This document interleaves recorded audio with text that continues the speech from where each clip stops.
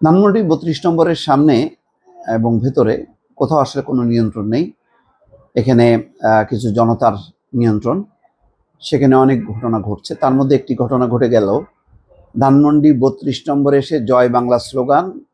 তারপর এটা হলো আমাদের সময় দেখলাম একজন পুরুষ এবং মহিলাকে বেধড়ক পিটুনি দেওয়া হচ্ছে। তাদেরকে সন্দেহ করা হচ্ছে তারা জয় বাংলা, জয় বঙ্গবন্ধু এমন স্লোগান দিয়েছে। একটা ছবি আমাদের সময় প্রকাশ করেছে। উত্তেজিত ছাত্র জনতার হাত থেকে জয় বাংলা স্লোগান দেওয়া ব্যক্তিকে উদ্ধার করে নিয়ে যাচ্ছেন কয়েকজন। দুজন মুসল্লি মানুষ তাকে মাঝখানে রেখে নিয়ে যাচ্ছে।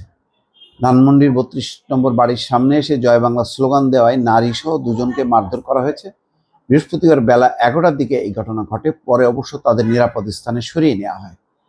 যে দৃশ্য দেখা যাচ্ছিল, বেধড়ক মারধর, এবং আশেপাশে কেন এখানে পুলিশ নাই, মানে কোনো অপ্রীতিকর ঘটনা ঘটে যায় কিনা, আশেপাশে যেহেতু বাসভবন আছে মানুষের, সেখানেও কোনো আগুন ধরে কিনা, এটা ঠিক বোঝা যাচ্ছে না।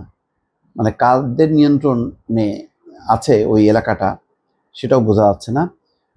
জানা গেছে প্রথমে এক পুরুষ এসে জয় বাংলা স্লোগান দেন। এই সময় তাকে ঘিরে ধরে উপস্থিত উত্তেজিত ছাত্র জনতা। এই সময় তাকে মারধরও করেন অনেকে। তাৎক্ষণিক উপস্থিত অনেকেই পুরুষটিকে ঘিরে ধরে মানব বর্ম তৈরি করেন। পরিস্থিতি শান্ত হলে তাকে সেখান থেকে নিয়ে একটি রিকশায় নিরাপদ স্থানে সরিয়ে দেওয়া হয়। এরপর এক নারীও সেখানে এসে জয় বাংলা স্লোগান দেন।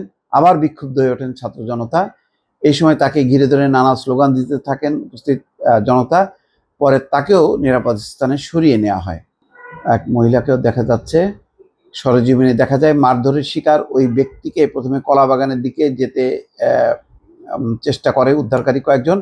এই সময় মারধর করেন ব্যক্তিরা, আবার তাদের পেছনে দৌড়াতে থাকেন। পরে রিক্সা ঘুরিয়ে ধানমন্ডির ২৭-এর দিকে রওনা হলেই সেদিকেও কিছু মানুষকে রিক্সার পেছনে দৌড়াতে দেখা যায়।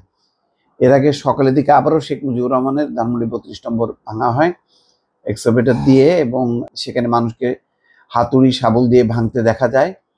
পরে এক্সকাভেটর দিয়ে ভাঙা হয়, বুলডোজারও এসছে, এবং ধানমন্ডির ৩২ নম্বরের আশেপাশে আইন শৃঙ্খলা বাহিনীর কোনো সদস্যকে দেখা যায়নি। এরকম একটা ঘটনা যে কোনো নাগরিকের নিরাপত্তা দেওয়া তো পুলিশের দায়িত্ব, সেখানে পুলিশ নেই। মানে যা দেখা যাচ্ছে যে যার মতন ভাঙছে, লোহা লক্কর রড টড নিয়ে যাচ্ছে।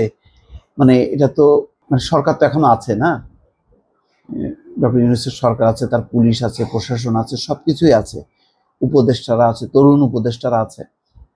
তো সেখানে এই ধরনের ঘটনাকে কেউ যদি বলে যে কোনো আইন নাই, শৃঙ্খলা নাই, বিশৃঙ্খল অবস্থায় চলছে, যেটা সে ট্রাম্পের কথা মনে পড়ে, বাংলাদেশ এখন বিশৃঙ্খল অবস্থার মধ্যে দিয়ে চলছে, সেই কথাটা কেন প্রমাণিত হচ্ছে এটা বোঝা যাচ্ছে না। সবচেয়ে বড় কথা হলো যে প্রচুর মানুষের ভিড়, এখানে অনেকে অনেক রকম মতলব নিয়ে আসতে পারে, কাজ করতে পারে। তো তাদেরকে নিয়ন্ত্রণ করা, ঠেকানো, মানুষের নিরাপত্তা দেওয়া, আশেপাশের ধানমন্ডি একটা অভিজাত এলাকা, অনেক নিরীহ মানুষের ঘর বাড়ি আছে আশেপাশে, কোথাও যদি লুটপাট হয়, ঢুকে যায়, তো কি করার আছে? সব মিলে এই পরিস্থিতিটাই কিন্তু বেশ মানুষের মধ্যে অনেকেই আতঙ্ক বোধ করছেন, উল্লাস করছেন কিছু সংখ্যক মানুষ যারা ঘটনার সাথে যুক্ত, কিন্তু বাকিরা তো সন্ত্রস্ত হচ্ছে, এবং হয়তো এইরকম পরিস্থিতি তারা কেউ আশা করেনি। দর্শক, ভালো থাকবেন। আল্লাহ হাফেজ।